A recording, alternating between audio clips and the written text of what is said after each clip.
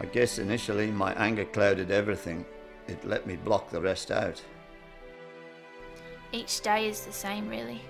I wake up and I start thinking about what he did to me all over again.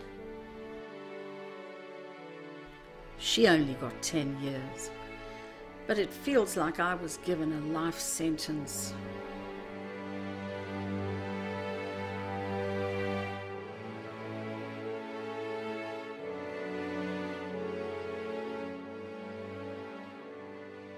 Many people in the Western Australian community have concerns about our correctional system. They'll tell you that sentences are too light. Prison is a picnic, and the immense sums of public money spent on it don't seem to be making a difference. The reality of it is prisons are operating with restricted budgets, too many inmates, not enough officers, and too little space. Yet despite the trauma of life behind bars, after release, more than 60% of prisoners will re-offend, and their families often live in another kind of prison, doing the time without doing the crime. Well, I think in Western developed countries, we look to the punitive solution far too quickly, rather than how can we help this person lead a more productive, more positive, law-abiding life. We don't consider that. And I think that imprisonment is used as a tool quite often of the first resort rather than the last resort. On the other side of the ledger, many victims of crime feel let down by the courts and, regardless of outcomes, will often have little sympathy for offenders. I was one of these people, when I see a lenient sentence come out for a criminal, and think, oh well, dear, that was a bit of a gift. He'll be out in a couple of years and the other person's dead. For offender and victim, it's an adversarial system with little balance. We could see in the end of the 80s, early 90s, that the adversarial system was just creating more victims. People weren't thinking of the system as being fair and just, whereas restorative justice was coming through as an opportunity for people on all sides, all stakeholders involved in the aftermath of crime, to get together, to tell their stories. And it was in telling the stories that that evidence started to come out, that it was making a difference in people's lives. In the mid-1990s, the Truth and Reconciliation Commission in South Africa established that, rather than punishment or compensation, victims were often more interested in direct confrontation with their offenders, an acknowledgement of truth, some evidence of remorse, and a determination for change. This is the essence of restorative justice. What restorative justice does is it stops offenders depersonalising what they do. If they have to come face to face with someone that they've harmed in some way, if perhaps they've burgled their house, they cannot then just think, oh well, it's covered by insurance, they're not really hurting, because they get to hear the victim speak about the sort of things that have happened, how they feel unsafe in their house, for example. But it also works very well for victims in another way, because victims can then find out, well, this person wasn't stalking me, wasn't watching me, it's just that I had left my door unlocked and so I was the easy target. However, in most Western systems, for good reasons, victim and offender don't usually meet. The question was asked, instead of meeting with their actual offenders, what if victims were able to meet with a group of unrelated but willing prisoners in a non-threatening atmosphere to discuss what had occurred and to try to reach solutions as a group? The answer came with the formation of the Sycamore Tree Project, which now functions successfully in more than 25 countries around the world. Operating in WA since mid-2005, the Sycamore Tree Project involves small groups of victims of crime, usually about 7 or 8, led by a facilitator, meeting in the participating prisons with unrelated groups of inmates, 1 day a week for up to 2 months. What happens is the prisoners come up, they act as hosts to the visitors. They offer them cups of coffee and tea. They are usually very shy and quite nervous. and within a very short time the visitors are feeling very much at home because they're being looked after by these people that they may have thought were going to be monsters are actually kind and generous and respectful. I was actually kind of expecting really hardened criminals, and I was quite surprised because when I was walking through to Oscar Block, there were lots of guys in the yard at that time, and they would walk past and they'd say, "Ah, beautiful day, good morning," you know, and I was like, oh, this is kind of different to what I was expecting. The visitors each have their own personal stories, with one thing in common. They have all experienced a major change in their lives due to a criminal act. This girl came to our home. She had a knife with her. She stabbed Jess 47 times, and it was an altercation over this young guy that Jessie had been seeing for about 10 days. I saw Toff on the Sunday, and he said he was having problems with his neighbour. Monday night I was locked inside a building in the tax office, and got out there at 8 o'clock, and there standing on the door was Laurel saying Christopher's been stabbed, so he rushed off to hospital and got there just too late. Well, my mother was murdered by a serial killer in the late 60s here in Perth.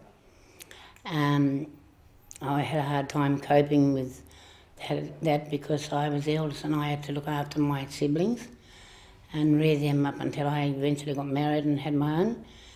And then one of my sons became involved with drinking and drugs, and his actions caused the death of a little 3-year-old boy, and he was charged with murder down in Albany, and I didn't know how to accept that.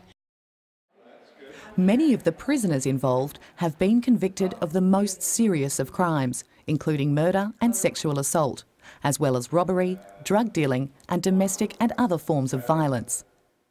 Well, as I said, I did every course, and Sycamore Tree was one of them. It was a lot more unique from the point of view that they had real people coming in, and usually, as a felon, as a convicted felon, you're shielded from the general population. You know, they don't want to see you, they don't want to hear about you, and I thought it was really unique about some civilians wanting to look you in the eye and say, "You've messed with our stuff, and we're not happy about it." And I think that kind of spirit is worth respecting. After initial introductions, the Sycamore Tree process starts with activities and group discussions designed to break the ice and open the way for a frank exchange of thoughts and feelings. It took a couple of days or a couple of sessions. And mostly, the thing I remember most about it was the sharing of stories. Once people actually started to communicate and started to actually view each other as people and getting to know each other, really that's when a lot of barriers came down and people became more comfortable with people. And stories could be shared as past, not as present. So we all viewed each other who we were, not who we once were. I was quite amazed at the way that prisoners actually took part and really got involved in it. It surprised me from the point of view that the people actually decided to come in and look at us. That they're willing to give up their time and come into jail and say that, look, we're victims too, and this is how we feel about it. Sycamore Tree is built around the development of trust between the participants. As they communicate, many of the barriers start to fall, and as the barriers fall, prisoner or visitor, they will often begin to see beyond their own pain and grief. Nobody wants to keep their stories to themselves forever. Many prisoners come out and talk to each other. Many victims talk to each other. This way it's a group of human beings meeting at an encounter level whereby there's a build-up over the weeks of trust, of relationship, of humanness, of seeing that there's positive in life. It's a program that enables all sides to be empowered, if you like, because nobody's going to be blamed. It's about listening and it's about healing. It's something which you don't find in any other program. A guy in his 50s, I think, said, "For the first time in my life I realise I have victims, thousands of them." This man had been in and out of jail since he was 13 and he was now 50. And he had an awareness that for the first time in my life I realise I have victims, thousands of them, and he wept. He's a big tough guy with tats all over him and muscles because he builds up his body in the gym, saying, I am an offender, I've hurt lots of people and it's killing me, and he wept. That's the kind of moment we get. For many prisoners, Sycamore Tree is a catalyst for change, helping them to accept that their actions have hurt others. It can be a major step in helping them to look forward instead of dwelling on the past. And the visitors come away with a different perspective on the people they thought they would hate for a very long time. And there was one bloke who was a murderer at the end of it, who was in a real state of shock. And he came to us and said, "I've never felt so confronted in my life, because that was my story, but I was on the other end of it." There was empathy on both sides. When you share your stories like that, and when you honour the sharing of those stories by listening and trying to let go of judgment, which is not easy, but there's something in that process, and it's very difficult to put words to it, but there's something that happens in that really affects people in the heart. You know, it's not head stuff, it's all heart stuff. And you come away with a sense of, I think this has made a difference. And it isn't just the visitors who get to see a difference in the prisoners.